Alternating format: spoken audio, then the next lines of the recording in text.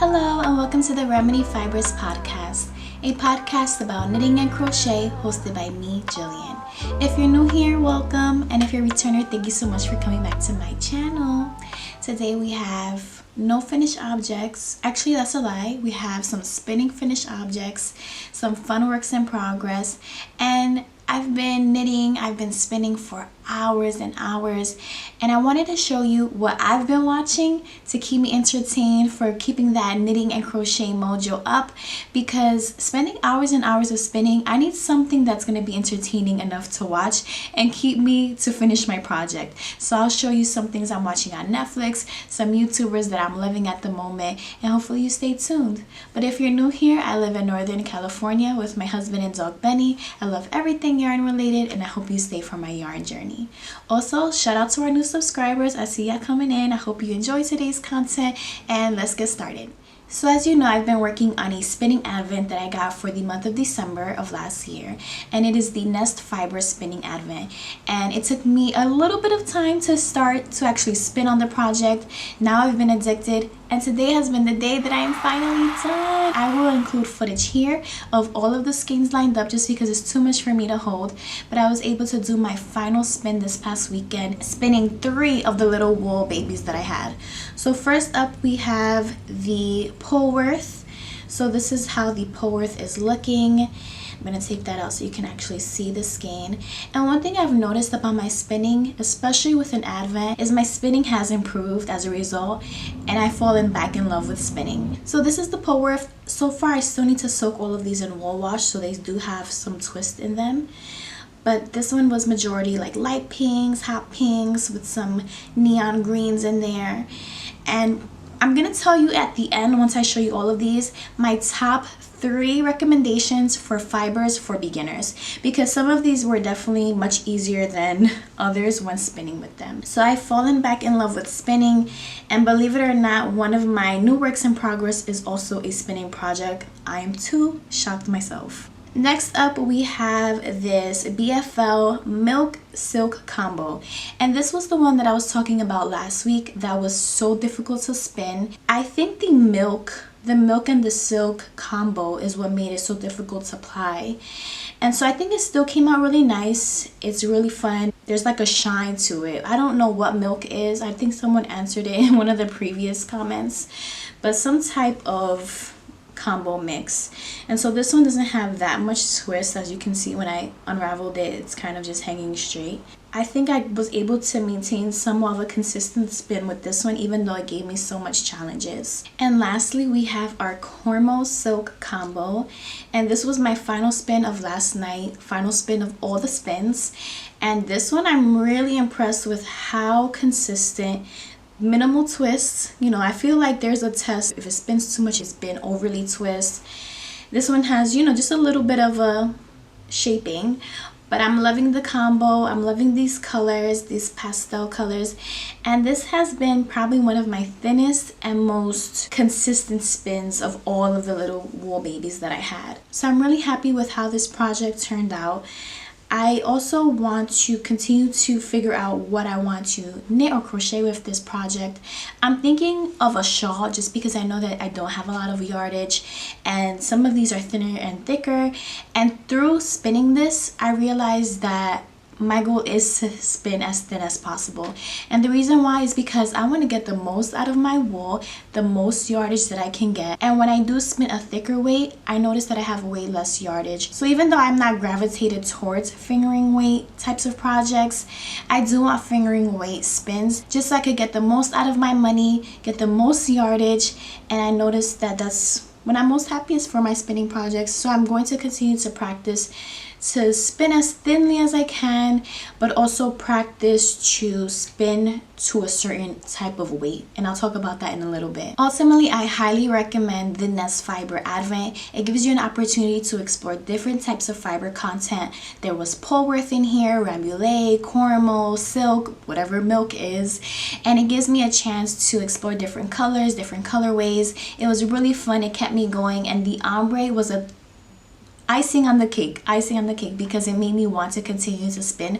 Rather, if these were more solid colors, I think the project would have taken me much longer. So out of all of those fiber content that I spun, my top 3 in no particular order are definitely Poworth, Cornmeal, and Tarhi. I feel like those are the most beginner friendly types of fibers to start with.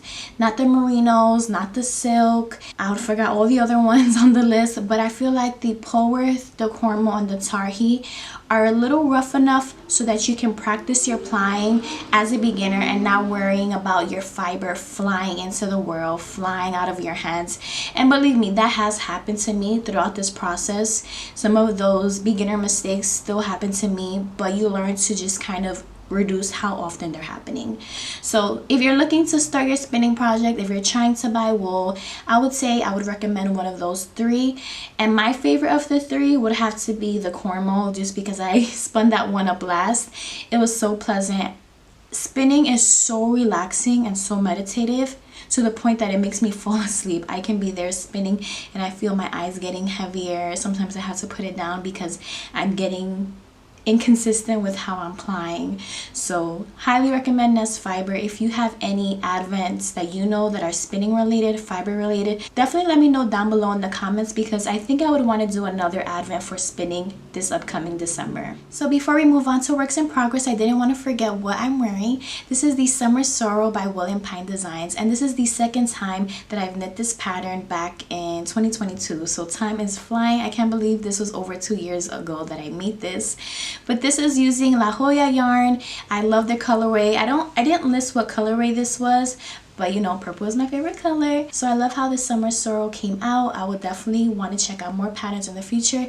Their designs are very clear, very straightforward, very beginner friendly. My first work in progress for the week is my Felix Cardigan. It's been working up way too fast, faster than I can even imagine.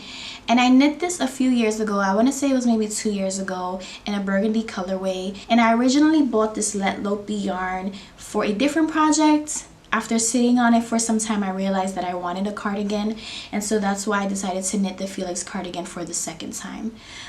But I was in between sizes. I decided to go with the second size, and I'm happy that I did.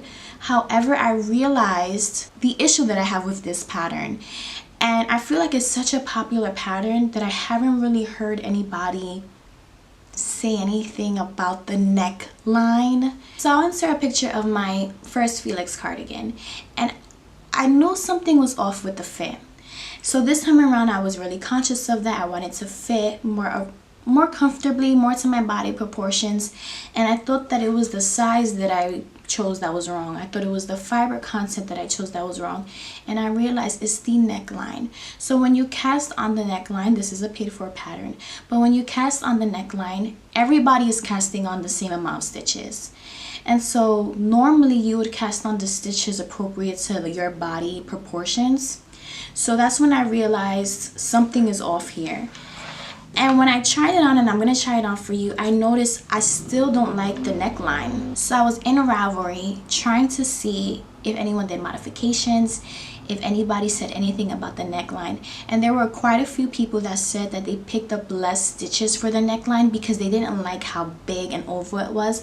And I want something that's going to be proportionate to my neck circumference, not all the way on my neck, but you know, like not huge. So good thing I'm not at that part yet where I have to pick up for the neckline, and I kind of wanted to pick it up so that I can see, is it looking how I want it to look? However, I have to finish knitting the body, and I have to be patient. I have to be more patient for that. So this is how it's looking so far. I did find a stitch that I dropped, so I'll fix that later on at the end of the project. But I've already reached sleeve separation. I've already knit down to this part of the body. I do have to elongate the body, but I got a little bit bored and impatient because I want to see how is it going to fit. I don't want to put all this work into this sweater and I'm not going to wear it because I don't like the fit of it. So I'm already working on the sleeve. This sleeve should be done. I'm almost to the cuff part. Let me try it on for you just so you can kind of see what I'm talking about. It might be a little bit difficult to see what I'm saying, or you might be able to see it. This is the sleeve. This is how the sleeve is going. So I only have maybe a few more inches before I start working on the cuff.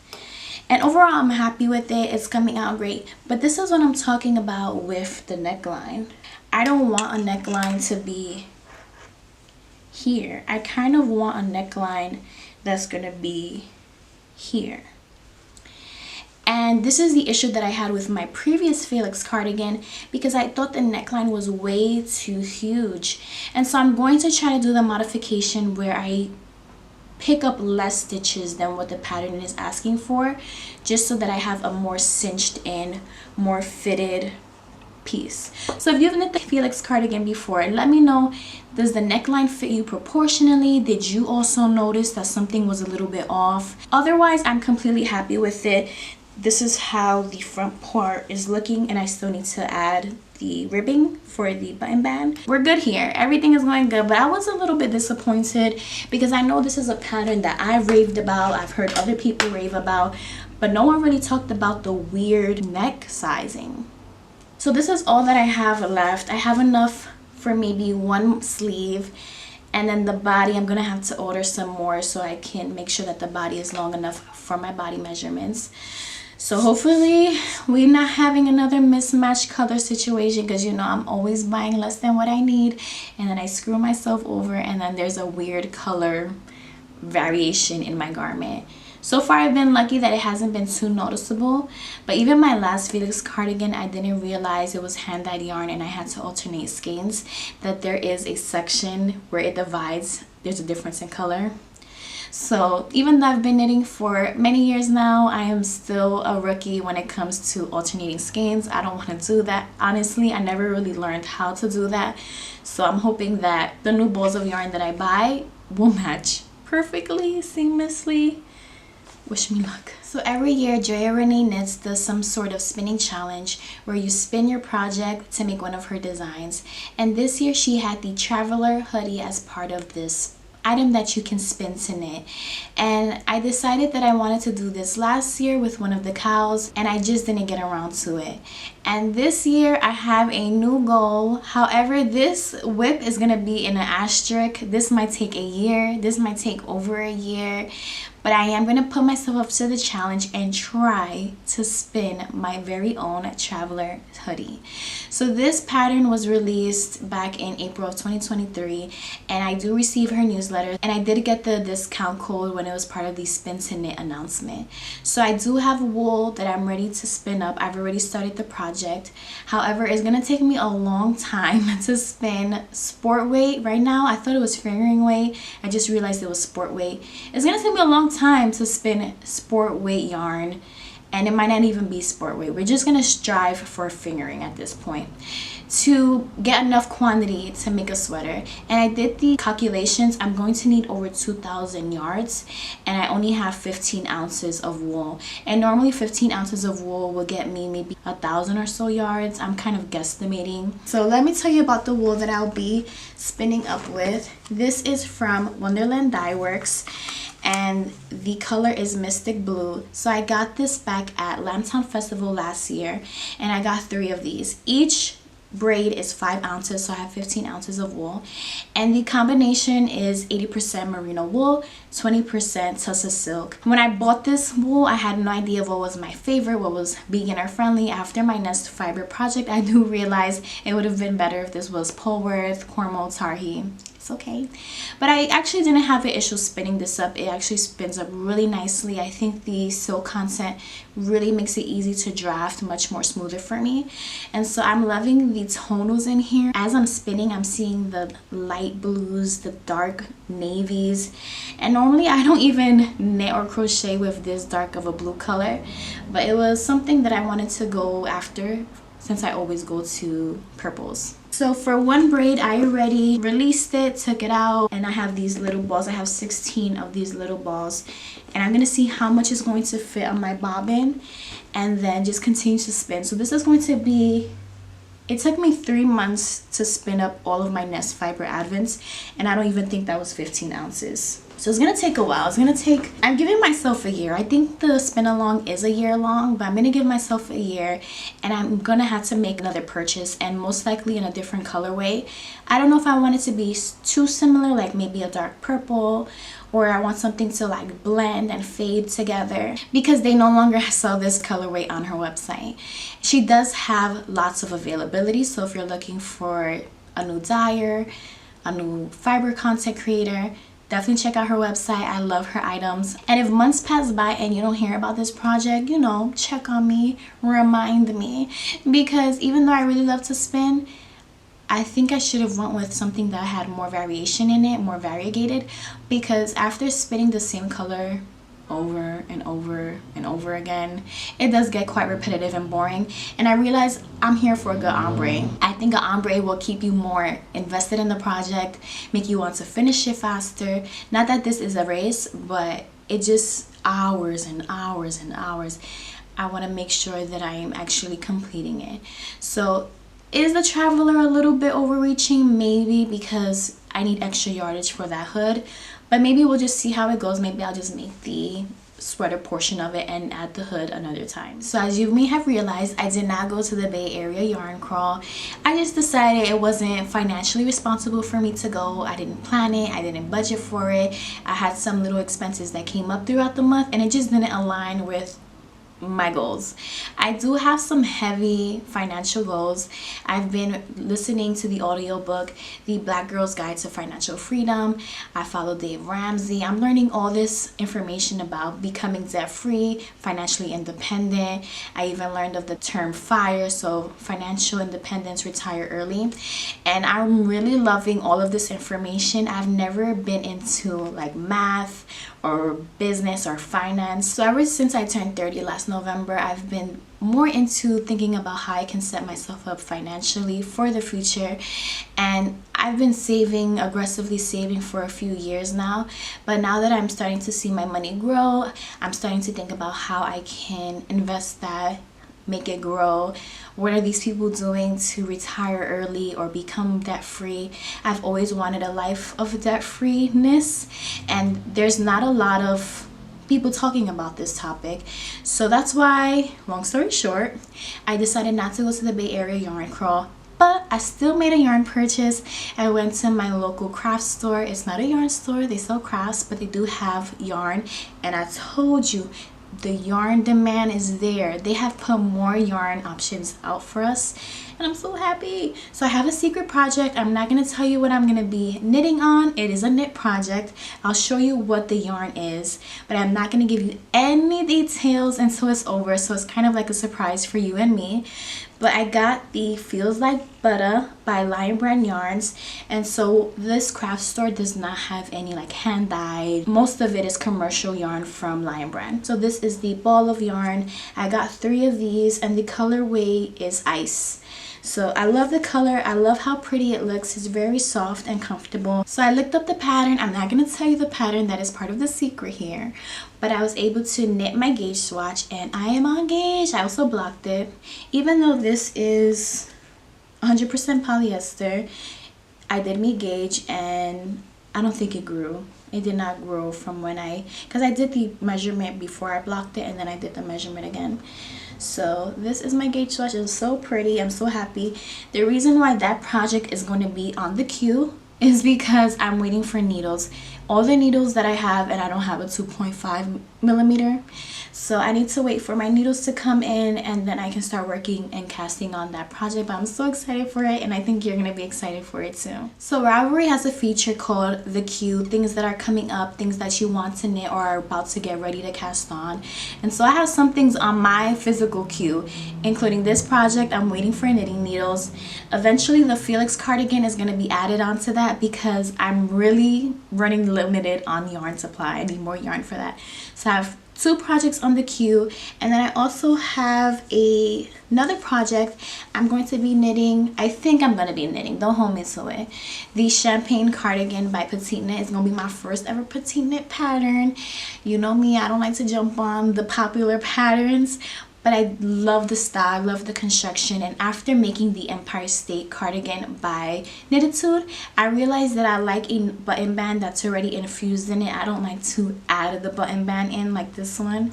And I also like that construction where the button band is kind of like looping down your neck rather than this one where it's kind of wrapping around this way.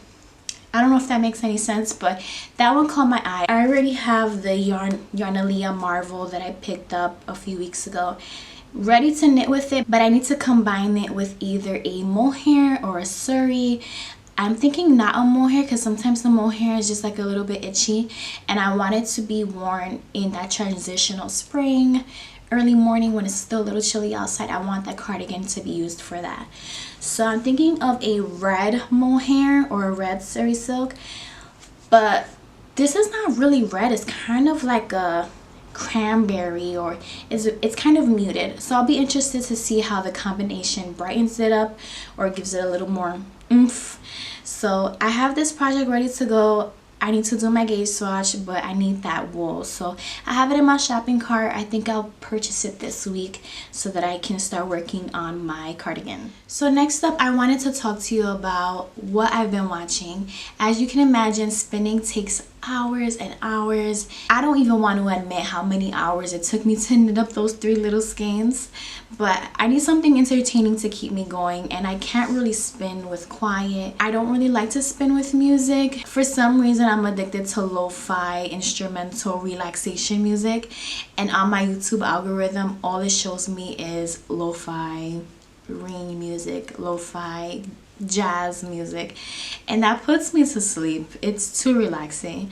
So I need something to keep me entertained while I'm spinning, have my intention so I'm not just quitting mid-project. So I have a podcast recommendation I've been watched. I don't want to admit how many hours I spent watching her videos. Escarla, she has a knitting and crochet YouTube channel, and she both knits, crochets, and spins, and I really am loving her aesthetic. I'm here for the vlogs. That's my #1 type of video to watch here on YouTube. I love a good vlog. Her plants, beautiful. Colorways, beautiful.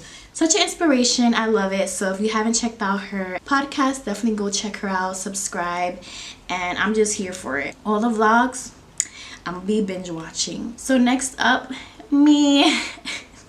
This one's a little bit weird to admit, but I love watching my episodes again. I feel like it's another person that I'm watching. I don't see it as myself. And I've gotten this comment in the past before that my voice is soothing or calming.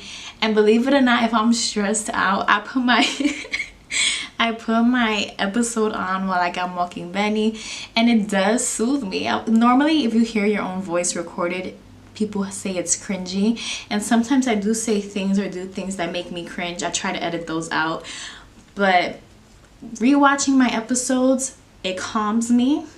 It also gives me an idea of what I like in my episodes and what's something I want to improve on. After watching Love is Blind and seeing how often Clay is blinking in his videos, I was like, wait, am I blinking a lot? So don't answer that one for me. But I like to kind of critique myself in a good way or in a not so good way, so I can see what is working, what's not working. Am I pronouncing my words properly? Am I saying and you know, things that I can practice as a YouTuber, as a podcaster, to keep it entertaining. But these are things that I watch in other people's videos that I'll be paying attention to. I pick up what I like, what I don't like, and want to infuse that in my channel as well. So that one's hilarious. But yeah, I do watch my episodes. Sometimes Bright's like, let me guess, you're watching your episode again?